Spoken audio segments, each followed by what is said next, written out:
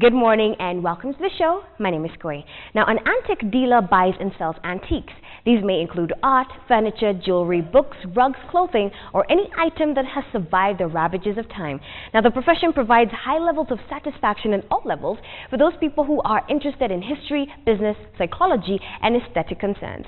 In today's mid-morning lifestyle feature, we get to meet yet another antique dealer from the KTN Antique Store.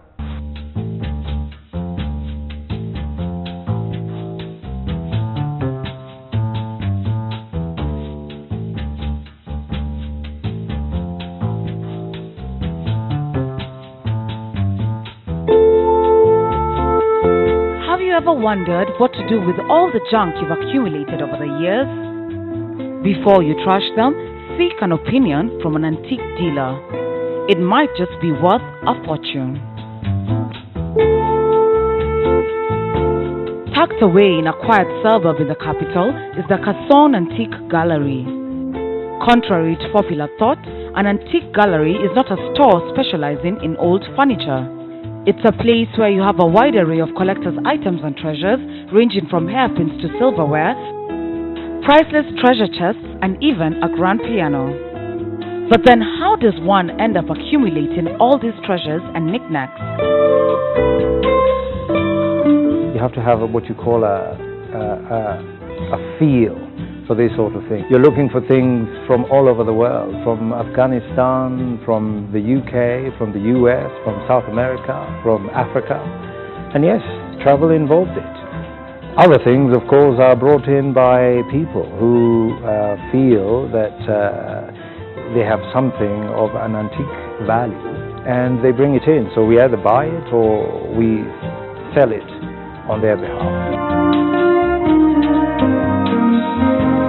A visit to an antique shop is not a casual walk-in and walk-out affair.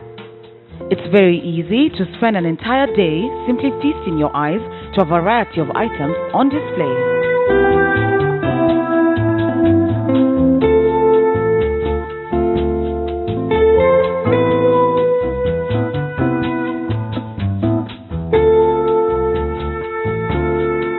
The art of fine dining is complemented by the exquisite crockery and chinaware which range from fairly modern to bone china.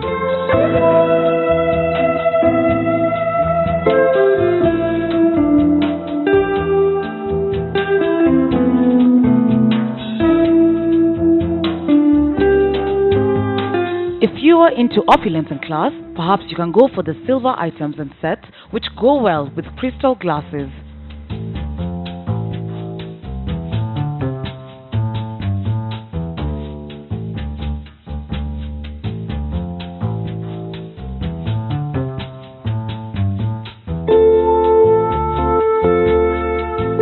There are antiques from all over the world, like this old Ethiopian dagger with an ivory handle.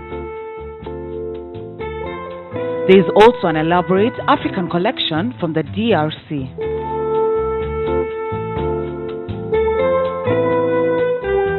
This treasure chest dates back to the Sultan ruled in Zanzibar and belonged to one of Said Said's wives. It is original oak with vast streamings. The compartments are still intact and serve as a lady's vanity case. If you're curious about the pricing, when it comes to art, I don't think price is really an aspect.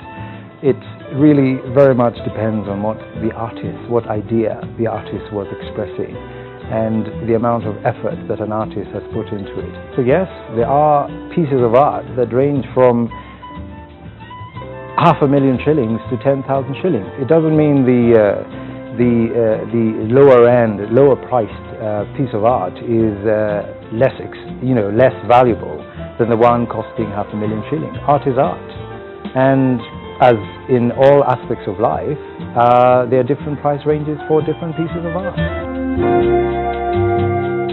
Nelson also dispels the myth that antique collections are for old people. When it comes to antique art, simply answer the question, why collect?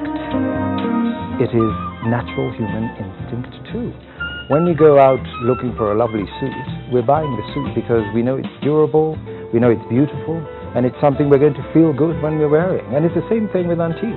It's a natural instinct to move towards something beautiful and something that is going to last and something that will always be there in many generations to come.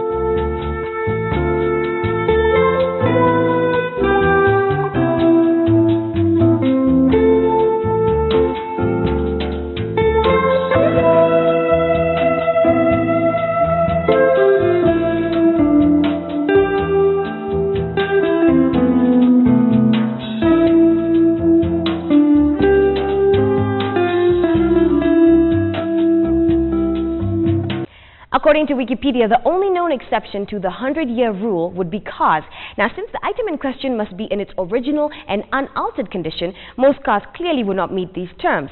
Car collectors and enthusiasts give 75 years for a car to be labeled as an antique. Now, don't forget to go to ktnkenya.tv to catch any features that you have missed.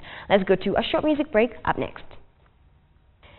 Being friends with an ex is a complicated decision that can go both ways. On one hand, life could be perfect even after the breakup. On the other hand, becoming the friend of your ex could do more damage than good. So you can be friends with an ex, or is that out of the question? Up next, the case of the ex.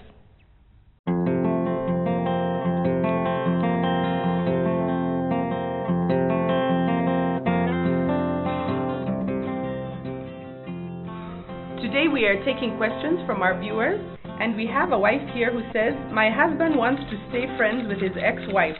He always wants to go over to her house to visit her and keep an eye on her, even if it means messing up our plans. Is he still in love with her?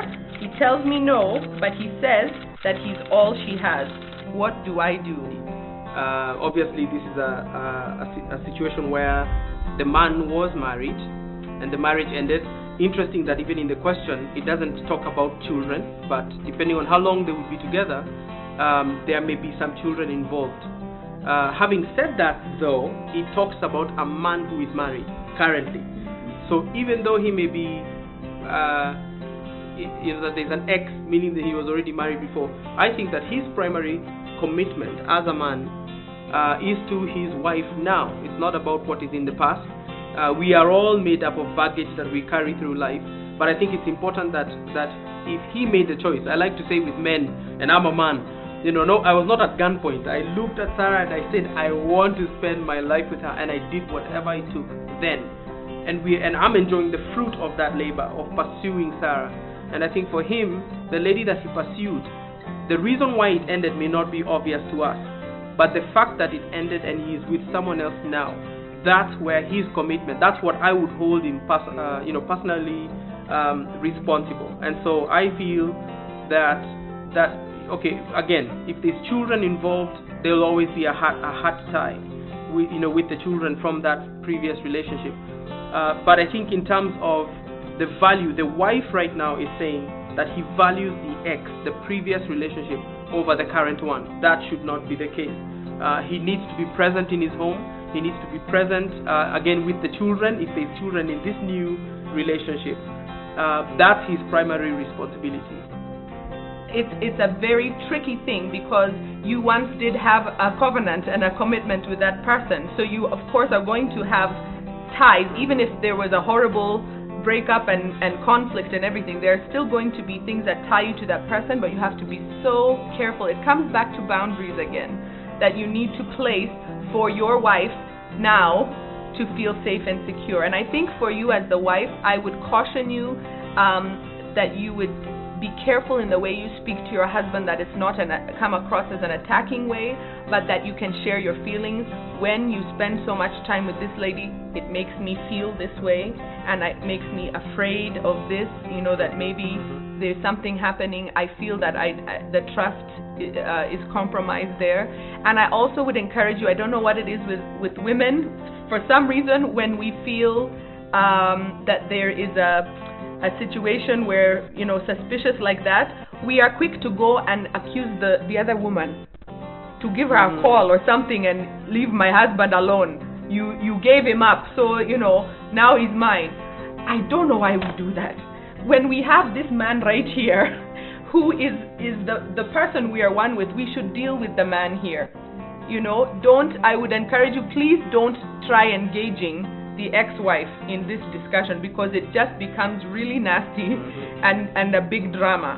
And then it ends up, you may be doing it with good intentions, maybe you even think that you approached her in a nice way, but it ends up making you look like the one who is paranoid or something. So I'd encourage you to continue communicating with your husband. And, you know, even for you husband, you may be other husbands out there, or even wives who have this situation where you have an ex-husband and your current husband is concerned about the relationship. There has to be boundaries. You can't just push aside, well, you shouldn't feel worried because there's nothing going on. You have to take into consideration their feelings, and that it makes them feel like there's a lack of trust. And so I would encourage you to put boundaries there and know how your relationship with that other person should not be messing up plans all the time. That says that there is a problem there. You have to make the other person make sure that they feel that they are the number one priority. If you feel that you need to keep in touch with this person all the time, invite them over to your house.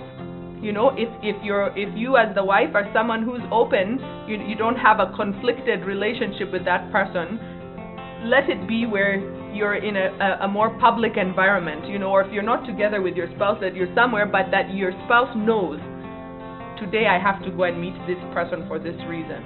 But it's a boundary issue, and you have to place a boundary in that area in order to maintain the trust. And try to understand too where that person is coming from.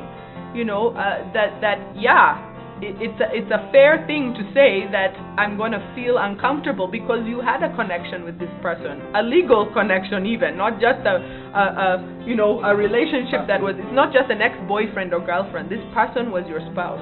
And so you can understand how the other person would feel uncomfortable with your relationship. So be understanding, talk in a way that you can communicate without the levels getting high.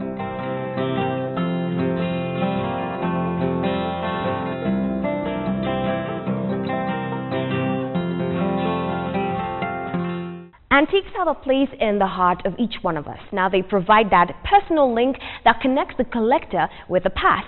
Let's face it, even the most contemporary furnishings of today will be sought after antiques of future generations. As humans, we are encouraged and comforted by the familiar treasures of our past.